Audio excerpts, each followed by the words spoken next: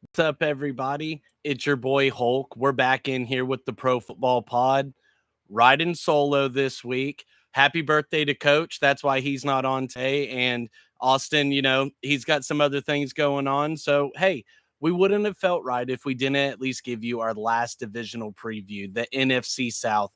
We're 3 days away now from the NFL season starting. So as you can tell, I'm pretty juiced up right now. I'm so pumped for it. It's finally here. You better get your fantasy drafts in order. I've got one more Wednesday night, the night before kickoff.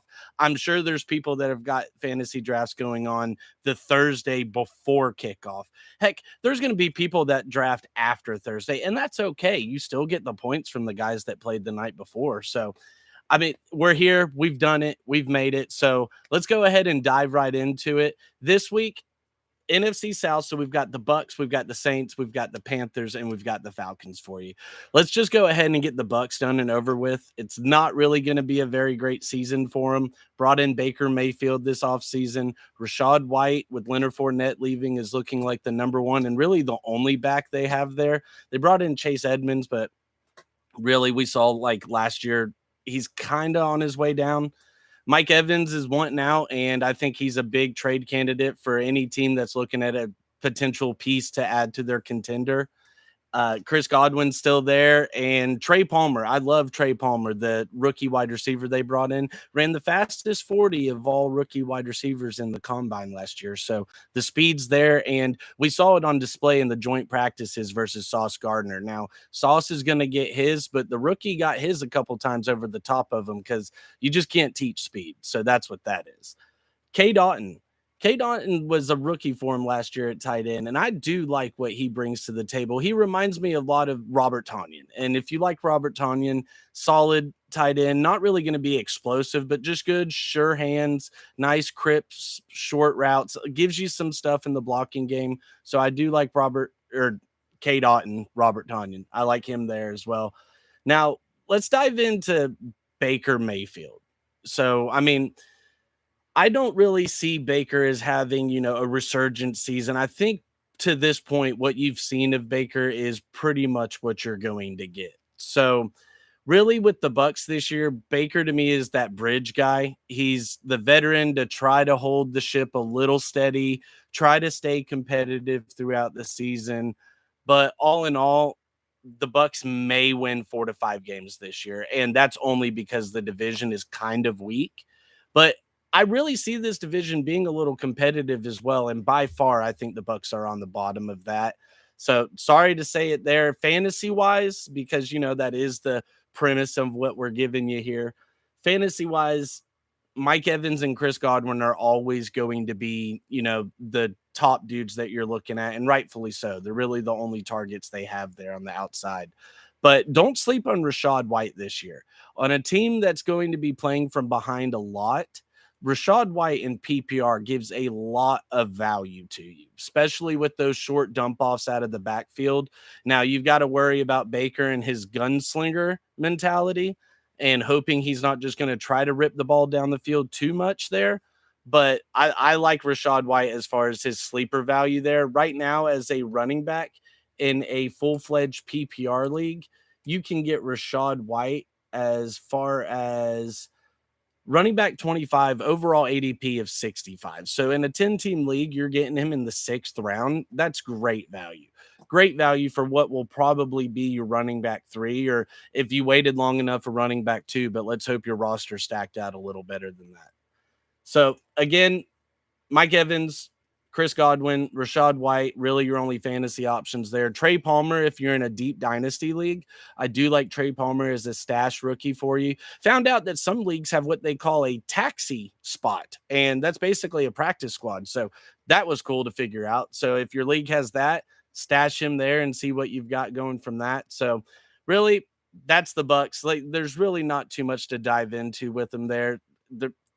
You're just hoping for survive the season, show some flashes. If anything, I'm kind of hoping Baker shows what Baker shows and Kyle Trask gets a little nod. He sat behind Brady for a few years.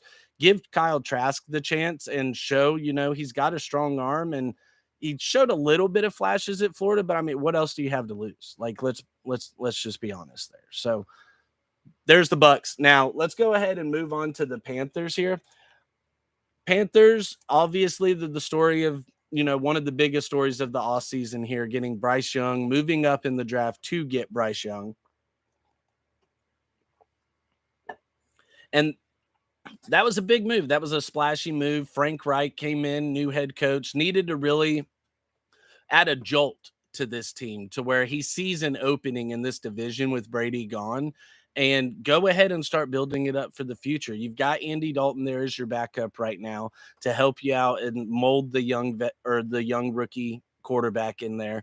And Bryce, from everything that comes out, Bryce's mentality is that of, I don't want to compare him to Tua anymore, but Joe Burrow, he's got that coolness about him to where he's never flustered. He's never just completely overwhelmed by what's happening. And even with his short stature, I mean, like he said, he's been that size his whole life pretty much. He's always been the smaller guy. He's always been discounted, and every stage of his career so far, he's overperformed by a mile. So I don't want to say that off the rip, Bryce Young is going to come in and just absolutely tear it up, because with guys of his size, of him, Kyler Murray, Tua, Baker's not very big. Like, it's to this point to where you really just kind of have to see it to believe it. And you just kind of hope that, they're going to give you that accuracy and that quick processing ability, because that's really where Bryce's strong suits are. They brought in Miles Sanders in the offseason as well to take over in the backfield there. Adam Thielen also got brought over in the offseason, as well did DJ Chark Jr., and they drafted Jonathan Mingo out of Ole Miss. So, whole new offense for the Panthers here. And honestly, I love what they did. I love bringing in Thielen. No, he's not a game breaker, but he never has been. He's just that sure-handed, that steady vet that you need, and he's just going to give you what you need as far as that wide receiver room. Laviska Shenault is still pretty young. DJ Chark is still pretty young. Jonathan Mingo is obviously young. So you need that guy to help steer those rookies and those young guys and just show them how to be a vet. You know what I mean? So that's really the main thing that you're looking for there. Fantasy-wise, a lot of people have been hating on Miles Sanders, and that's because he's going from Philly over to the Panthers now. And so yes, the offensive line, obviously it's going to take a setback and it's going to hurt them a little. But I mean, Miles Sanders, he's got skills. Like, I still think he can give you 1,000 yards. I think hopefully here with the Panthers, I'm hoping that they give him a little more of action out of the backfield than what he was getting in Philadelphia. And that's just because Philadelphia had a stable of guys that they were just trying to run constantly. DJ Chark, he's got speed to absolutely take the top off. And for him, after Jacksonville and then going to Detroit, it's really just, can this guy put the skill set together? You saw it coming out of LSU, like, talent-wise, he's got it. It's just, can he stay healthy? Can he stay on the field? And can he put it all together for a season for you? I love Jonathan Mingo. Absolutely love Jonathan Mingo coming out. It reminds me a lot of A.J. Brown, just body-wise, play style-wise, the way that he's able to break tackles and keep his balance. Love Jonathan Mingo. Hayden Hurst came in and got paid right off the top. And, he had the one couple good years in Cincinnati, didn't really do much in Atlanta, where he was drafted, but looked good in Cincinnati last year. And he's one of those to where, as a rookie quarterback, you want a solid running game, which I think is what they're kind of building here for him. And you want a sure-handed tight end and sure-handed pass catchers, which is what you're getting with Thielen and Hayden Hurst. So for me, I love what the Panthers have done. I don't know what it'll correlate as far as to this season. You've got a rookie quarterback. You've got not a rookie head coach, but it is his first year here with this new squad. So I see them finishing third in the division. That's just my personal opinion on that. But I just like what the other two teams in the division have done this year to this point. So for me, the Panthers, it's one of those, again, I don't think they're going to have a terrible year. I could see 7, maybe 8 wins as a ceiling for them this year, just because, again, terrible division, but they run a solid defense and they run a solid running game. And if they stick to that this year and they open up that play action pass with Bryce Young, I think they're that team that's going to keep a lot of games close with other better teams that come in thinking, oh, it's the Panthers. We got this. Let's just roll out of here with a victory. And I don't think that's going to be the case week to week. So there's the Panthers. Next up, we're going to go ahead and take the Saints for you here. Let's get them pulled up. Saints, obviously, big news for them coming into the year. They brought in Derek Carr. People can shit on Derek Carr all they want. I don't hate the guy. Like, I think he throws actually a really beautiful ball. I think he's one of those to where he does seem to not necessarily, get too hyped up in the moment, but he does seem like a little wiry, a little jittery at times to where he just wants to make that big play. Like, he just wants to fit the ball into a tight window to where it necessarily probably shouldn't go. And for me, he had a great season 2 years ago. His second season in the league before he got hurt, he was talked about for a potential MVP candidate.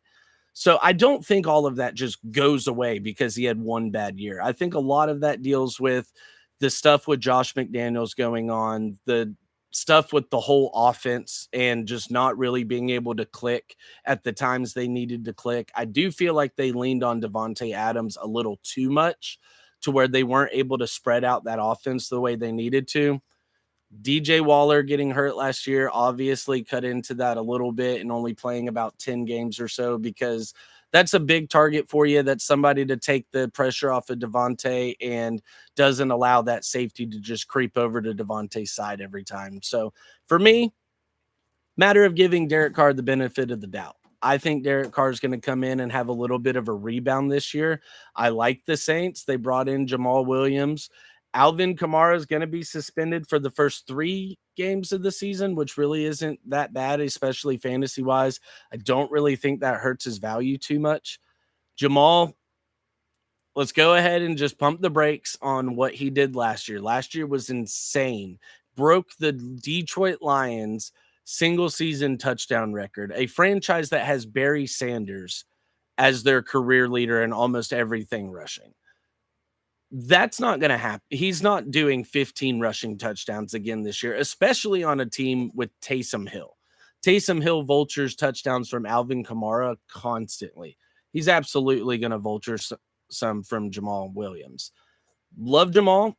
Those first 3 games, he's going to be an awesome prop bet. He's going to be awesome to bet, 40 plus yards. I'm really hoping his line each week is at about 45.5 because slam that over because I think he's going to be good for about 50 to 55 each week.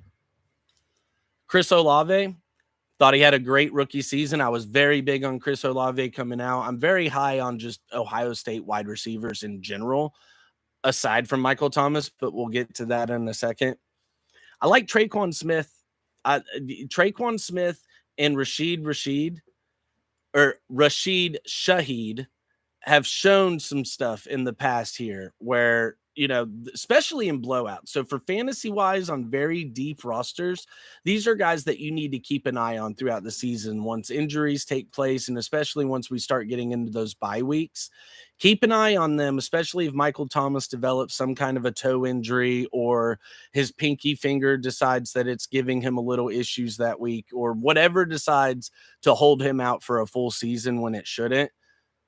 That's probably me talking out of my ass and talking about things that I don't really know too much about. But for me, Michael Thomas has been a huge disappointment for the last 3 years. He's one of those I will not touch in fantasy. I understand the value he gives you. I absolutely understand the type of player he is when he is healthy and on the field. He is the slant god. He's going to give you 12 receptions for 120 yards every single week if he's healthy. But I need to see it. I need a full season out of you there. Until then, maybe look at a guy like A.T. Perry, the rookie that they brought in this year, and just see what he's got for you. Because other than that, Chris Olave is the only receiver I'd want for them. And he's the where he's going right now, you can get him about the third or fourth round as far as wide receivers go for you. So I think that's about typical value where he's going. He's wide receiver two as far as a fantasy roster goes, but I think you don't be shocked at the end of the year if he's wide receiver one for you. As far as the season goes, I do think the Saints will scare some teams and make a push for the wild card towards the end of the season. Honestly, it all comes down to Derek Carr, because Jameis Winston, as much as everybody wants to hype him up and try to drive that Jameis train just because of the joke behind it, nobody's actually serious. Jameis has had his chance. They wouldn't have brought in Derek Carr if Jameis was actually the guy. So it's all riding on Derek Carr. I hope he has a bounce back season. I think he will have a bounce back season. Apparently, I can't talk correctly, so maybe we need to get Derek Carr on here if this doesn't work out for him and see what he can do about replacing this guy. So, Saints, we got them. I personally think they should win the division, but for me, for my money, the last team that we're talking about tonight, the Atlanta Falcons, that is who I think is going to win the division this year. They had 15 games last year, 15 games where they ended the game within one score, whether it was a win or a loss. 15 games. That's playing a lot of games very close, right up to the end for every game. They're making every team nervous. They were one of the best teams last year as far as covering the spread. Them as an underdog to cover the spread was one of the best bets you can make last year for the first 10 to 12 weeks. It was awesome. Absolutely love the Falcons. And to me, they only got better this offseason. They didn't get worse in any kind of way at all. Desmond Ritter's going into year two. They brought in Bijan Robinson with Tyler Algier the year that he had last year, and Cordero Patterson. Now, Cordero's getting up there in age, but he's still effective as a playmaker. Like, dude just makes plays. It doesn't matter if it's out of the backfield, out of the slot, out of the kick return game. Cordell Patterson, until he hangs him up, he's a playmaker. Drake London, you definitely want to see, an uptick in what he's going to give you this year. I thought he had a very solid rookie year. I'm going to say, as far as how low I was on him last year, he absolutely exceeded my expectations. Mac Hollins coming in from Oakland or Vegas, I guess, and Miami beforehand, because he was a Miami Dolphin for so many years and just such a great special teams and captain for us. I will ride or die for Mac Hollins no matter what team the guy plays for. He is an absolute stud of an athlete. And if you had to build what a wide receiver or just a football player looked like in a lab, you would build Mac Hollins. The dude is chiseled from head to toe. His pinky muscles have muscles. His toes have toes on top of toes that have muscles. Like, this dude jacked out, ripped out, and he makes plays in the game. Like, he is one of those guys. He's not afraid to go up for the jump ball. He's not afraid to come across the field and lay that lead block out. He is an absolute team guy. The fans always love him no matter where he goes. And he's one of those two for me, especially with Drake London not having like just game-breaking athletic talent. Mac Hollins is another guy to where if you're, deep roster leagues, if you're in 12-team leagues here, I'd stash him on the roster, because I think you're going to see at some point, especially in the red zone, he's one of those dudes that are going to become really effective for you down the stretch. Don't be shocked to see him end this year with about 800 yards and 8 touchdowns. I'm all on the Mac Hollins train this year. To you there. Now, Kyle Pitts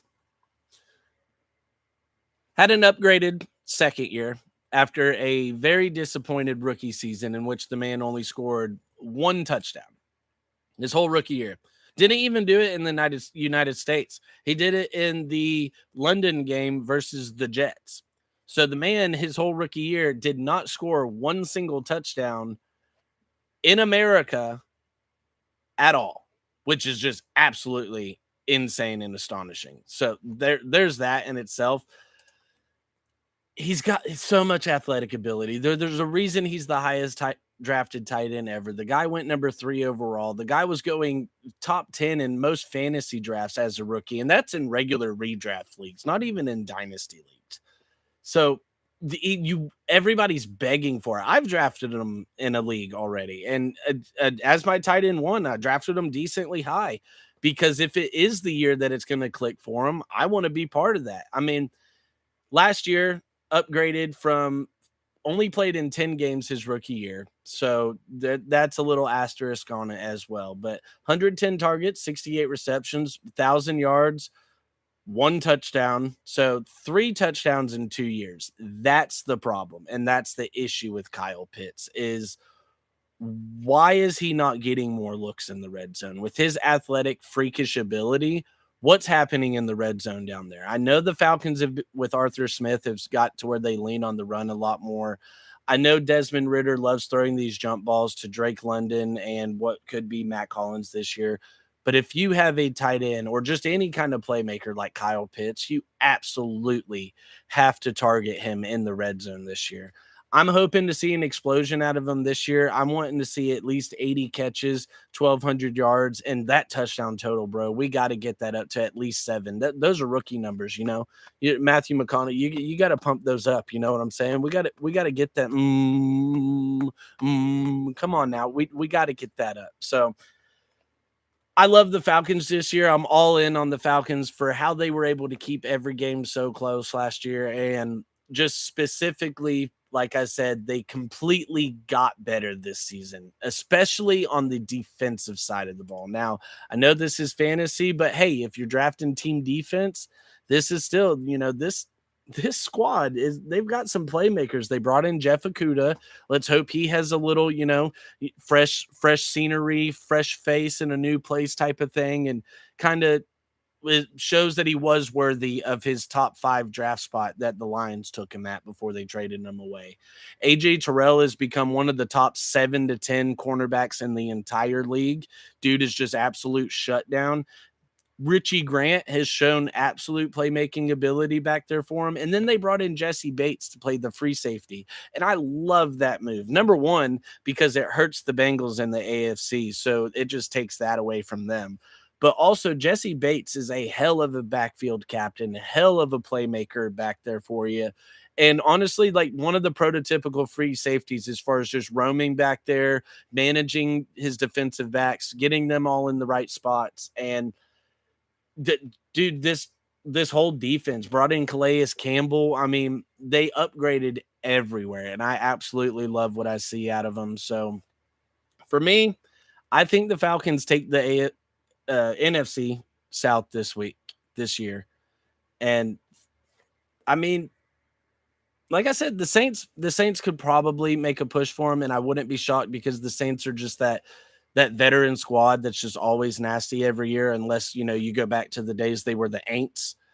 But with this division just being so weak, the Panthers having a rookie QB that they're going to have to lean on, the Buccaneers having trash cans everywhere aside from Chris Godwin and Mike Evans, I think this is the year that the Falcons, try to see a little bit of a come up, and that's who I think takes it.